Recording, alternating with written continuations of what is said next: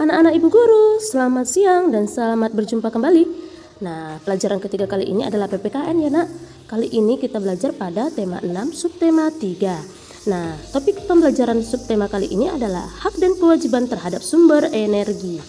Nah, kemarin kita sudah belajar hak dan kewajiban. Anak Ibu Guru masih tahu tidak hak itu apa dan kewajiban itu apa?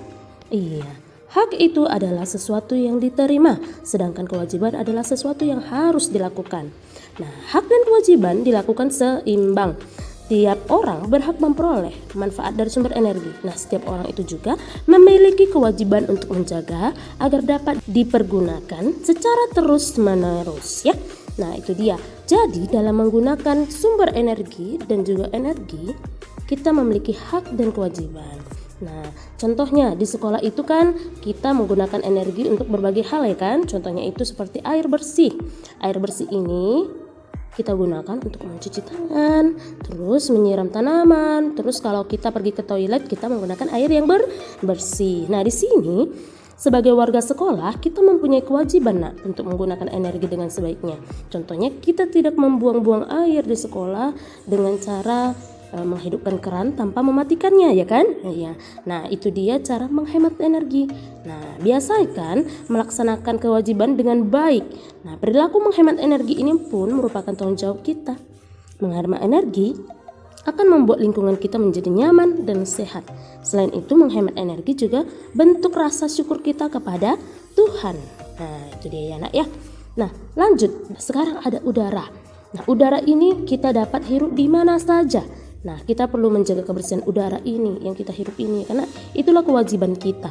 Dengan cara apa? Dengan cara tidak membakar sampah dengan sembarangan serta mengolah limbah kotoran dengan benar. Contohnya kan kalau limbah kotoran ini sampah yang kita buang itu kalau kita buang dengan sembarangan akan menimbulkan bau yang tidak sedap. Nah, karena bau tidak sedap ini menyebar di udara, maka udara yang kita hirup itu menjadi tidak sehat. Itu dia. Jadi kalau kita sudah diberikan oleh Tuhan udara yang segar, udara yang bersih, nah kewajiban kita apa nak? Iya, kewajiban kita adalah dengan cara tidak mengotori udara. Itu ya nak ya. Nah, itu adalah udara. Nah, sekarang adalah air. Air yang kamu pakai adalah air yang bersih. Tidak mungkin air yang kotor ya kan nak? Iya. Nah, sekarang oleh karena itu kamu memiliki kewajibannya untuk menjaga kebersihan air. Menjaga kebersihan air dapat dilakukan dengan tidak membuang sampah ke sungai dan selokan. Nah, selain itu menggunakan air dengan sebaik-baiknya dapat menjaga kelestariannya.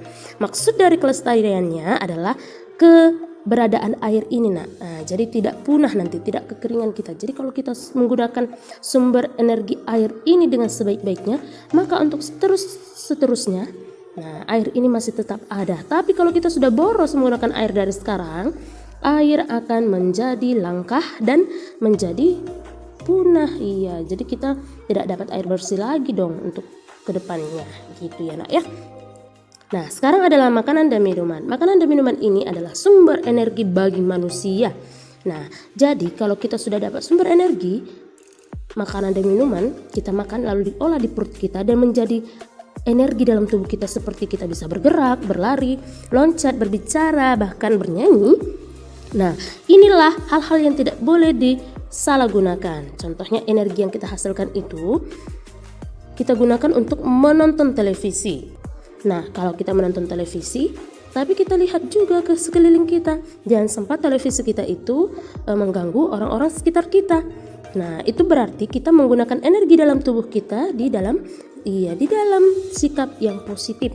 Kalau sikap negatif berarti kita hidupkanlah televisi kita ini dengan sekuat-kuatnya biar teman kita dapat terganggu dan tidak bisa belajar ya kan. Nah, itu adalah kita tidak menggunakan energi dalam tubuh kita dengan tidak baik ya kan. Iya. Nah, dari sini contoh yang kedua adalah membiarkan kompor tetap menyala meskipun air sudah mendidih kan. Nah, atau lampu pun sudah tidak dipakai lagi, tapi kita biarkan mereka hidup. Nah, ini berarti kita menggunakan energi dalam tubuh kita untuk berbuat negatif ya kan, untuk membuat energi yang lain punah. Nah, itu tidak baik ya nak. Maka gunakanlah energi yang di dalam tubuhmu yang kita hasilkan dari makanan dan minuman itu, yang kita makan itu menjadi suatu yang baik bagi alam, sesama, dan juga diri kita sendiri. Contohnya apa? Setelah makan, istirahat sebentar, lalu bantu orang tua. Setelah itu alangkah baiknya berolahraga untuk diri kita sendiri dan juga mengembangkan bakat dari diri kita, bernyanyi, menggambar dan lain sebagainya ya nak. Oke, nah sekarang di sini ada bahan bakar minyak. Nah, bagaimana kita untuk menghemat bahan bakar minyak ini? Yang pertama, tidak menggunakan kendaraan dengan jarak yang dekat. Nah, contohnya mau ke warung sebelahnya, ada 2 rumah di samping kita ya kan, kedainya, lalu kamu memakai kereta. Tidak ya, karena jaraknya dekat, perlunya berjalan kaki, tidak usah pakai kereta. Lalu tidak membiarkan kompor menyala terus-menerus walaupun air yang dimasak sudah mendidih. Jadi kalau sudah mendidih airnya nak, nah kita matikan. Oke, nah ini dia menjaga lingkungan bisa diterapkan dengan menggunakan briket.